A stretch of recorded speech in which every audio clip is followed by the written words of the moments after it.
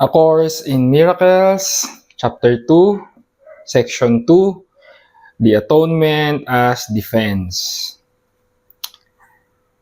When you are afraid of anything, you are acknowledging its power to hurt you. Yun. Kung matatandaan mo yung isa sa main principle ng A Course in Miracles, dalawa siya, di ba? So yung isa doon, ang sabi, nothing real can be threatened. No? So, parang ito yung follow-up niya doon sa principle na yon. When you are afraid of anything, you are acknowledging its power to hurt you. So, yung fear, no, regardless kung ano yung kinakatakutan natin, whether it's real or not, no, tayo daw yung nagbibigay ng power doon sa illusion na yon, no? So, fear itself, wala siyang power on its own, pero tayo yung nagbibigay sa kanya ng power pag pinaniniwalaan natin siya. So, pag natatakot daw tayo, ina-acknowledge daw natin yung power of fear to hurt us. Pero, di ba nga, nothing real can be threatened. So, kung merong part sa atin na nate-threatened, no?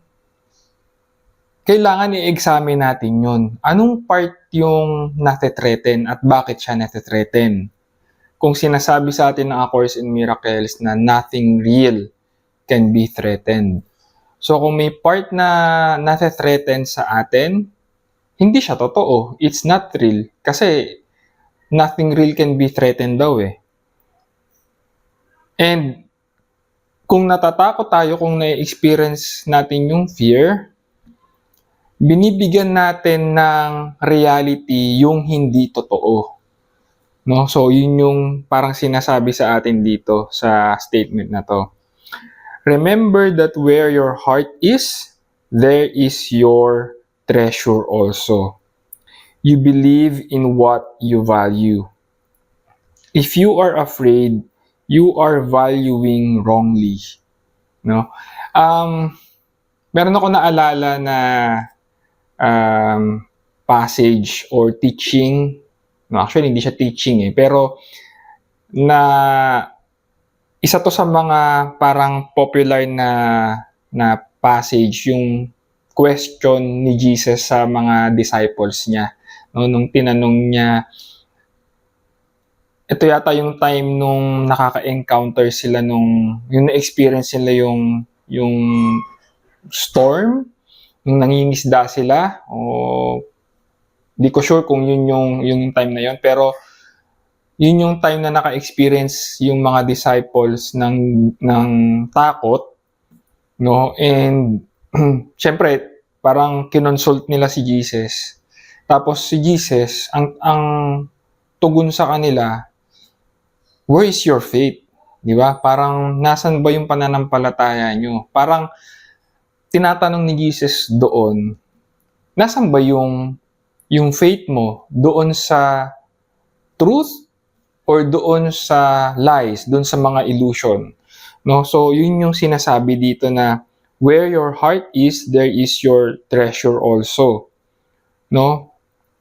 Treasure, yun syempre may value siya. So, we believe in what we value. No? So, parang kung ano yung pinaniwalaan natin, yun nga, no? Kung nasaan yung pananampalataya natin, kung nasaan yung faith natin, no? Yun yung may experience natin, no? So, sinasabi dito, if you are afraid, you are valuing wrongly.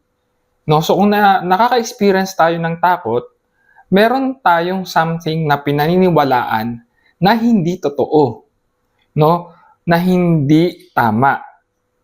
No? Hindi siya aligned doon sa truth within ourselves. No? Hindi siya aligned doon sa truth that nothing real can be threatened. No? So, yun yung mga kailangan nating i-examine. That is why the Bible speaks of the peace of God which passeth understanding. This peace is totally incapable of being shaken by errors of any kind. It denies the ability of anything not of God to affect you. Yun, this is the proper use of denial. It is not used to hide anything but to correct error. Yun. So, yun daw yung tinutukoy na peace of God, no? That surpasses all understanding. No? Kasi ito yung peace na align doon sa truth, no? Na kahit anong errors, kahit na anong illusion na mag-come up sa awareness natin, pero dahil alam natin yung totoo, no? Actually, hindi natin siya kailangan paniwalaan. Kailangan natin siyang alamin. Kailangan tayong maging aware dun sa truth na yon. And malalaman natin kung yung pinangahawakan natin, kung yung faith natin is nandun sa truth, pag na-experience natin yung peace, hindi fear. No? Peace of God yung na-experience natin. No? And as long as pinangahawakan natin yun, nandun yung faith natin, kahit na ano pang storm, no? Yung storm, yung metaphor, no? Kahit ano pa yung mga thoughts na maglaro sa isipan natin, kahit ano pa mangyari sa external world, no? Kahit magkaroon ng world war, no? Kahit na anong gulo, pero as long as we remain in the truth, no? We abide by the truth, no, nandun yung peace natin within, no? At ang barometer natin doon is yung peace na na-experience natin regardless kung ano yung nangyari, no? So it denies the ability of anything not of God to affect you, no?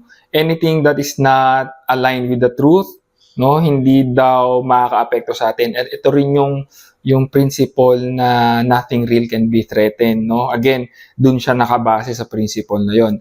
Ito daw yung proper use of denial. Denial not in the sense na parang binabypass natin or yung binabaliwala lang natin, hindi, no? As a matter of fact, mas nagiging aware tayo dun sa mga illusions na yon, sa mga lies. And dahil nga naging aware tayo, alam natin yung totoong nature nila, that they are only illusions, they are only lies. So, hindi natin sila paniniwalaan, hindi natin sila bibigyan ng credibility, hindi natin sila bibigyan ng power, no?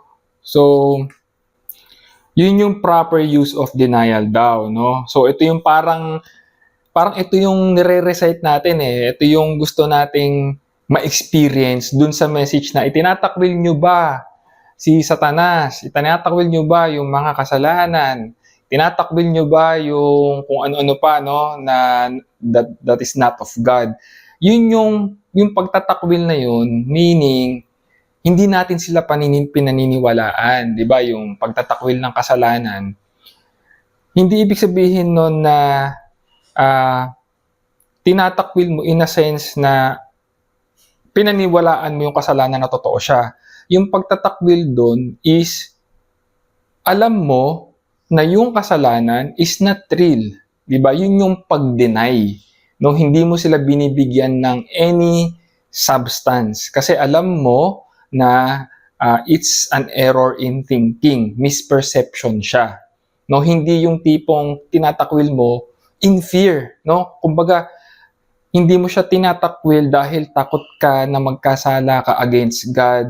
Pero tinatakwil mo siya in a sense na alam mo na hindi siya totoo. It's a recognition of the truth. No? Magkaiba yung basis niya. Okay? Yan, kaya binanggit dito, true denial is a powerful protective device. You can and should deny any belief that error can hurt you. This kind of denial is not a concealment but a correction. Your right mind depends on it.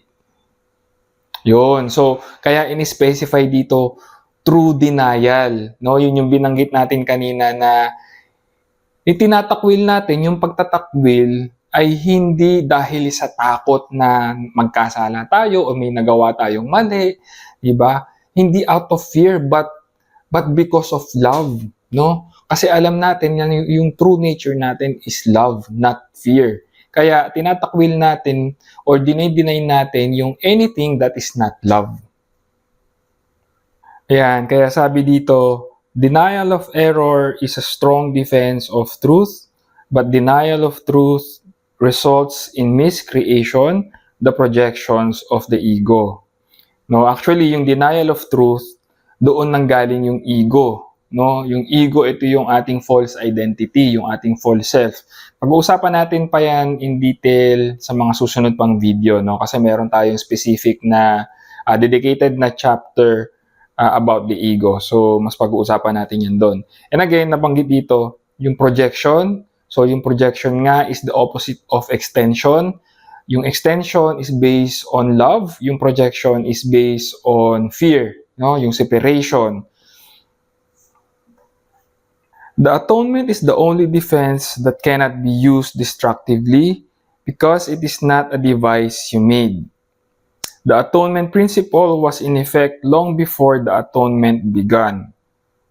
Okay, so yung defense, yung denial of error, yun na daw yung atonement, no? Part siya ng atonement principle. Again, yung atonement nga, ito yung ating oneness with God, no? Kaya siya atonement at one-ment, no? It is the recognition ng ating union with God. So, the atonement principle was in effect long before the atonement began, no? So, in place na daw yung atonement. No, yung the moment na nag-occur or hindi naman talaga siya nag-occur, the moment na nagkaroon ng idea of separation, no, parang nagkaroon na agad ng correction, no, yun yung built-in na, no, yung atonement doon. No, so yun yung sinasabi na the atonement principle was in effect long before the atonement began. No, kumbaga automatic siya, no? Automatic na kinorek na yung error, no? Na yung error in thinking, no? Parang kumbaga nakalatag na yung atonement principle. So the principle was love and the atonement was an act of love. No, the principle was love. Love nga kasi ito yung ating connection natin with God. Acts were not necessary before the separation, no? Because belief in space and time did not exist. So again, itong space and time, yung idea of separation, hindi kasi talaga siya nag-exist in reality. Illusion siya lahat. They were just ideas, no? So yung ideas na yon, kumbaga corrected na siya, no? Corrected na siya. Ito na yung atonement, no? Kasi never naman talaga tayong na-separate from God. So yung atonement na yung principle of atonement nga daw is love.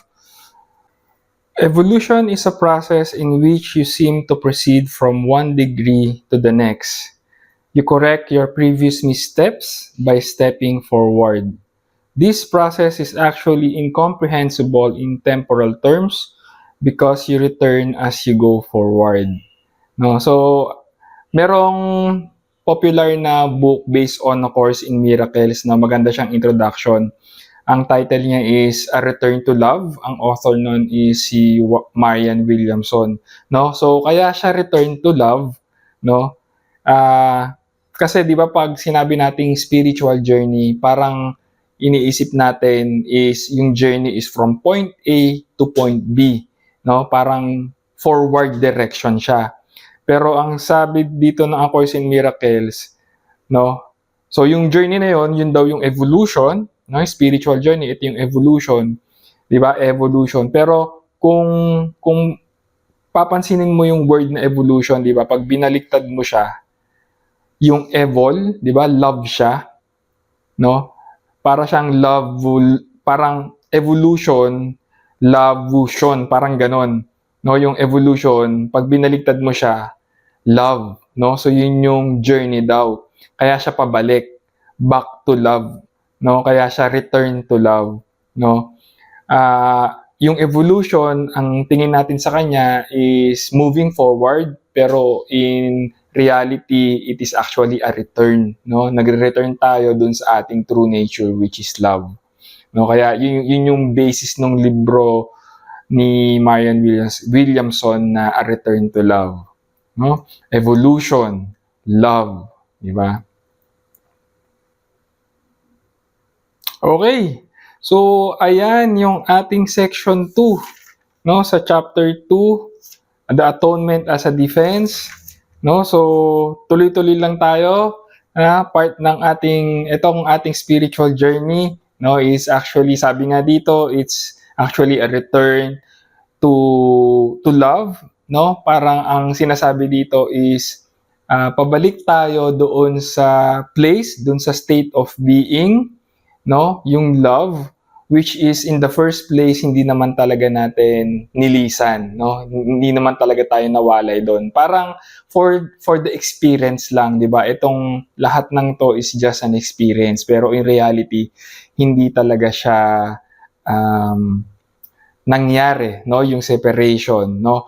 Pero since nagkaroon ng ganong idea, 'di ba, nagkakaroon tayo ng experience of separation, so yung ating spiritual journey is a return to that original place, no, yung return natin to God, which is love, no. So I hope meron ka ulit na pulot na insights in this session, and I hope to see you in the next one.